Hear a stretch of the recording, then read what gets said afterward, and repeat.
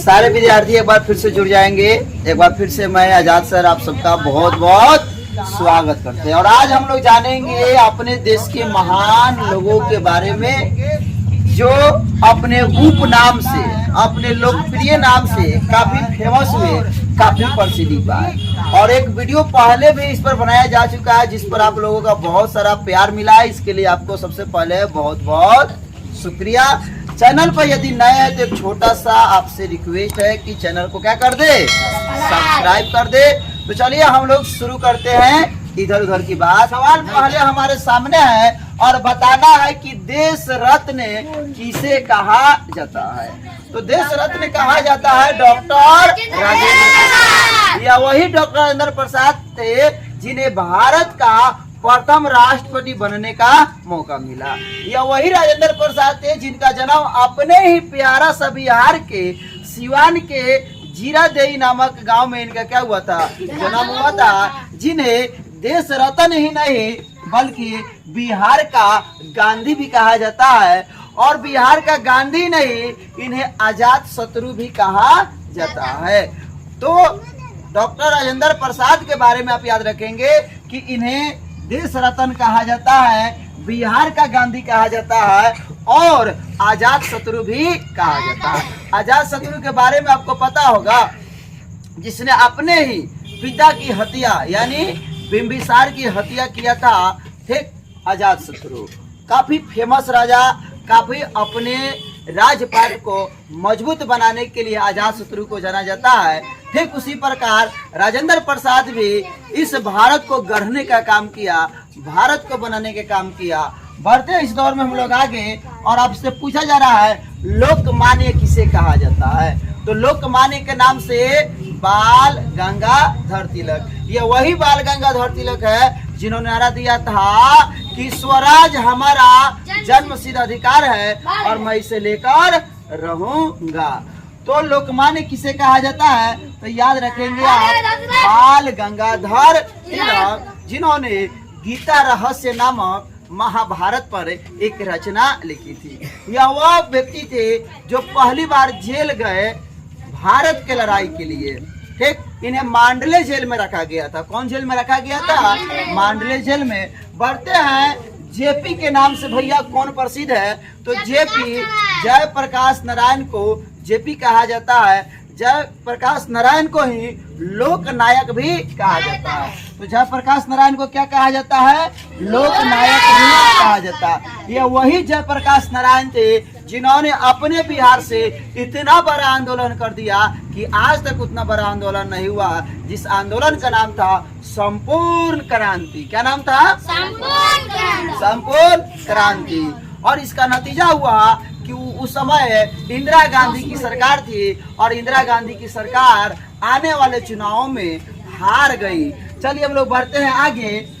अगला है माता बसंत। माता बसंत किन्हें कहा जाता है। हेलो विद्यार्थियों, थोड़ा ध्यान से, समय गुजर जाएगा ना तो अब फिर से आने वाला नहीं है। आप बीमार हो जाइएगा, दवा खाइएगा, ठीक हो जाइएगा, ठीक, लेकिन समय गुजर जाएगा तो फिर वापस आने वाला नहीं है। इसलिए एक भी चीज छूटे ना और भूलना तो बिल्कुल मना है। चलिए माता बसंत किसे कहा जाता है, एनी बेसेंट। किन्हें कहा जाता है, एनी बेसेंट। यहाँ थोड़ा सा मिसिंग है। एनी बेसेंट या वही महिला थी जिन्हें कांग्रेस की प्रथम महिला अध्यक्ष बनने का क्या मिला, गौरव प्राप्त हुआ। आपको पता होगा कि भारतीय कांग्रेस जिसका चुनाव चिन्ह हाथ का पंजा छाप है, इसकी स्थापना 28 दिसंबर 1885 को हुआ था। 28 दिसंबर 1885 को भारतीय कांग्रेस पार्टी की स्थापना हुई थी। इसके संस्थापक ए.ओ. ह्यूम थे। इसके संस्थापक कौन थे, ए.ओ. ह्यूम। तो एक से एक जानकारी के लिए आपका प्यारा सा चैनल जीएस क्लास बाय आजाद सर से जरूर जुड़े। एक क्रांतिकारी कदम है हमारे यहाँ के विद्यार्थियों के लिए। चलिए हम लोग बढ़ते हैं।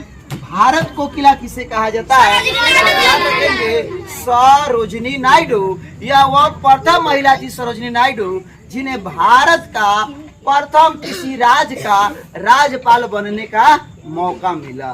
सरोजिनी नायडू भारत की प्रथम राज्यपाल अगर पूछे तो याद कीजिएगा आप लोग, वह कौन थी? सरोजिनी नायडू, जो कि उत्तर प्रदेश की राज्यपाल बनी थी। उत्तर प्रदेश जो हमारे भारत का सबसे बड़ा राज्य है जनसंख्या के दृष्टि से। चलिए आगे बढ़ते हैं। स्वर को खिला, ए मेरे वतन के लोगों, जरा आंख में भर लो पानी। ठीक, गाना सुने होंगे। जो शहीद हुए हैं उनकी जरा याद करो कुर्बानी। यह जो गीत सुने हैं जो हमें रुला देता है, बताइए यह गीत किसका गाया हुआ है?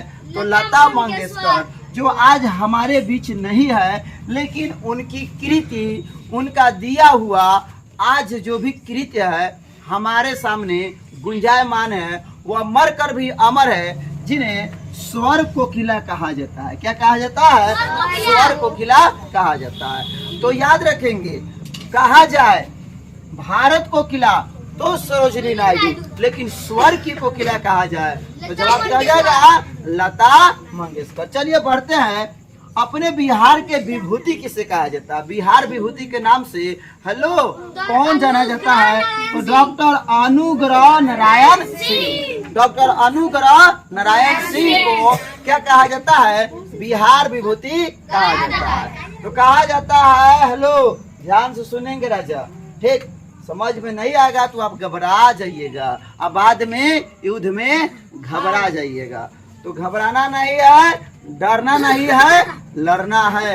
जीना है तो मरना सीखो और हक के लिए लड़ना सीखो। ठीक, चलिए बढ़ते हम लोग आगे। बाबूजी किसे कहा जाता है? तो जगजीवन राम को बाबूजी कहा जाता है। यह वही जगजीवन राम थे जिन्हें भारत का पहला श्रम मंत्री बनने का मौका मिला। पहला श्रम मंत्री बनने का, लेबर मिनिस्टर बनने का मौका मिला जगजीवन राम। थोड़ा लाइट कट गया था, उससे हमको घबराना नहीं है। मंजिल की ओर हम लोग बढ़ते हैं और हम लोग बाबूजी के बारे में तो जान गए थे। बाबूजी किसे कहा जाता है? जगजीवन राम को। तो बताइए, बाबा साहब का नाम तो सुने होंगे आप।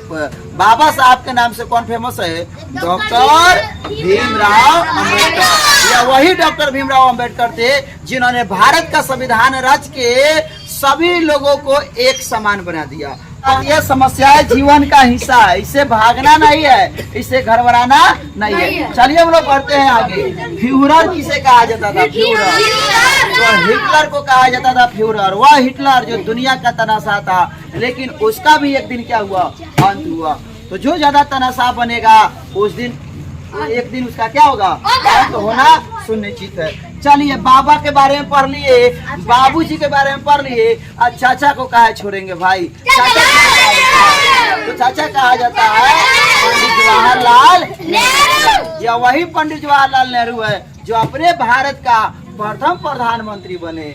अपने भारत का प्रथम प्रधानमंत्री बने, बच्चे जिन्हें प्यार से चाचा नेहरू कहते थे। इनका जन्म दिवस 14 नवंबर को बाल दिवस के रूप में मनाया जाता है। तो बताइए कैसा लगा यह वीडियो आप लोगों को? तो अच्छा लगा तो इसे लाइक कीजिए और हमारे मेहनत के लिए क्या कीजिए? सब्सक्राइब कीजिए, अपने दोस्तों में इसको शेयर कीजिए। शिक्षा के क्षेत्र में क्रांति होगा यदि आप इस वीडियो को देखते हैं। तो चलिए, मैं फिर एक नई जानकारी के साथ, नई वीडियो के साथ आपसे पुनः मिलूंगा। तब तक आज के लिए इतना ही। आप जहाँ भी है मस्त रहे, अपने काम में व्यस्त रहे। जय हिंद।